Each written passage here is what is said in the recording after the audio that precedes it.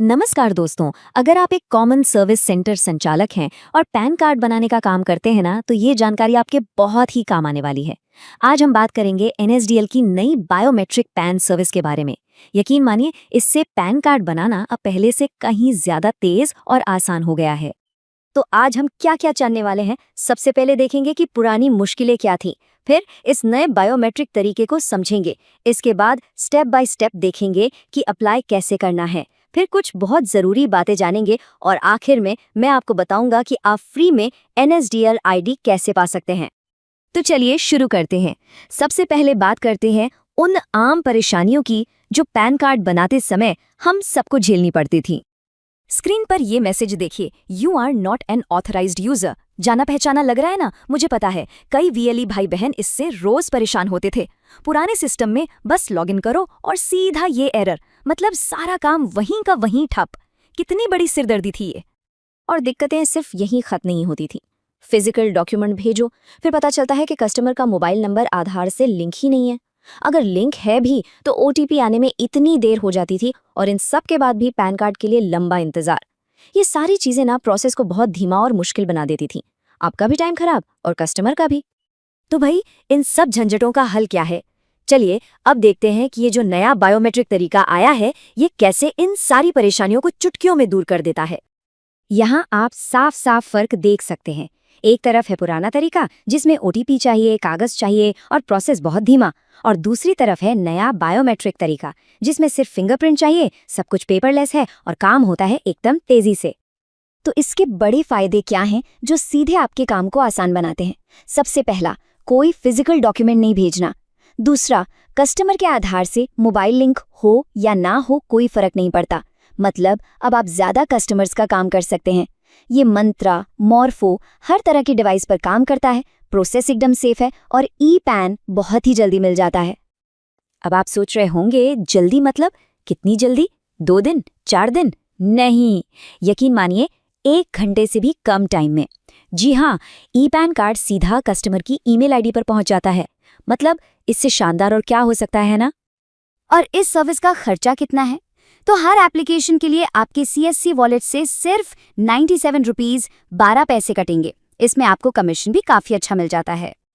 चलिए अब आते हैं सबसे जरूरी हिस्से पर। मैं आपको पूरा प्रोसेस बताता हूँ कि इस बायोमेट्रिक तरीके से पैन कार्ड के लिए अप्लाई करना कैसे है। यहाँ एक बात का खास ध्यान रखना है, वो जो नॉट ऑथराइज्ड यूजर वाला एरर आता था ना, उससे बचने के लिए आपको एक नए खास लिंक का इस्तेमाल करना होगा। पुराना वाला लिंक अब काम नहीं करेगा। ये सही लिंक आपको नीचे वीडियो के डिस्क्रिप्शन में मिल जाएगा। तो पहला स्टेप बहुत ही सीधा है, अपने डिजिटल सेवा कनेक्ट से लॉगिन करें। एप्लीकेशन टाइप में फॉर्म 49A चुनें और कैटेगरी में इंडिविजुअल। फिर आवेदक का नाम, जन्मतिथि, मोबाइल नंबर, ईमेल ये सब भरें। पैन टाइप में फिजिकल और ई पैन दोनों को चुनें और बस सबमिट कर दें। जैसे ही आप सबमिट करेंगे, आप दूसरे स्टेप पर आ जाएंगे। यहाँ आपको 97 रुपीज 12 पैसे की पेमेंट करनी है।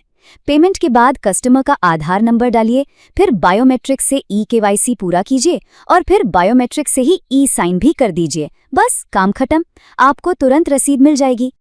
बायोमेट्रिक के टाइम कुछ छोटी छोटी बातों का ध्यान रखना है। जो भी डिवाइस आपने लगाई है उसे चुनें।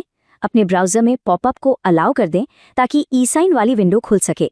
आपकी डिवाइस की लाइट अपने आप जल जाएगी और जैसे ही ई केवाईसी ऑथेंटिकेशन सक्सेसफुल का मैसेज आए, समझ लीजिए आपका ये स्टेप पूरा हो गया।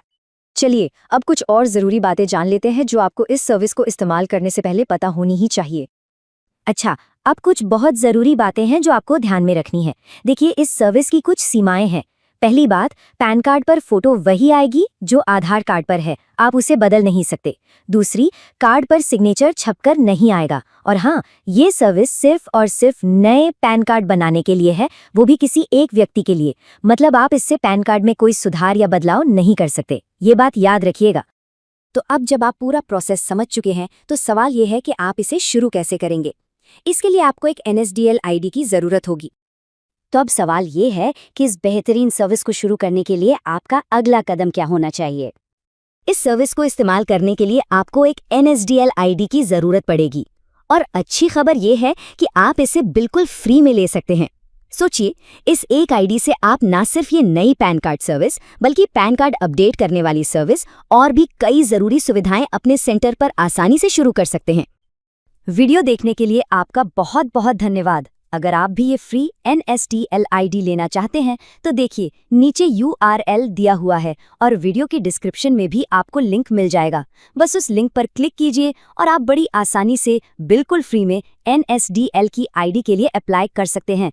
तो देर मत कीजिए, अभी नीचे दिए गए URL पर क्लिक करें और तुरंत अपनी फ्री NSDL आईडी के लिए आवेदन करें।